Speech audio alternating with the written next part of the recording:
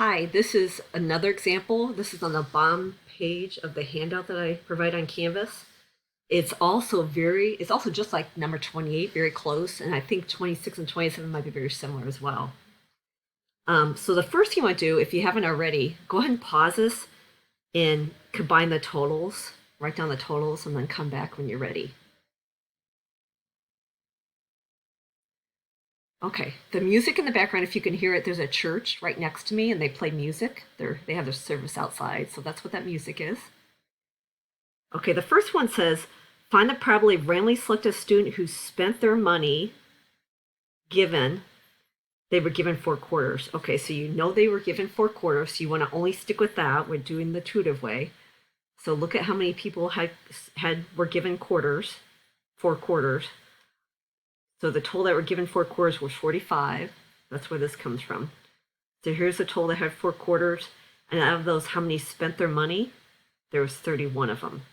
So 31 over 45, which is 0.68, which looks like it repeats. So we round that to 0.689. The next one says, find the probability of randomly selecting a student who spent their money given they were given $1. Okay, so again, we want to look at only the people who received $1. So here's all the people that got $1. There's 51 altogether. That's my denominator.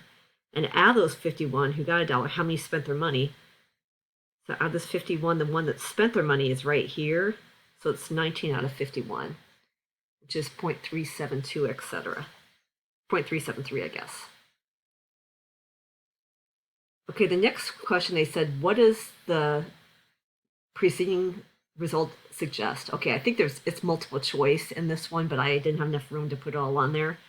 But the choice that was correct for the handout, for my handout, when I did this problem, this again was number 28, was if you compare these two, it looks like if a person is given quarters, they're more likely to spend their money because that's a higher probability than if someone is given $1, they're less likely to spend their money. And that's because it's a higher probability than this one. So again, here's the quarters. They're given a quarter. Here they're given $1. So you can see it's a higher chance they're going to spend their money. I just wrote that right there. I apologize for my dog. Okay, so just to finish up, in case you didn't hear me with the dog barking, if you compare these two, if they're given a quarter, the probability they'll spend their money is 0.68. If they're given $1, the probability they'll spend their money is 0.372. So it's more likely they'll spend their money if they have 4 quarters compared to $1. And that's pretty much what I put right here.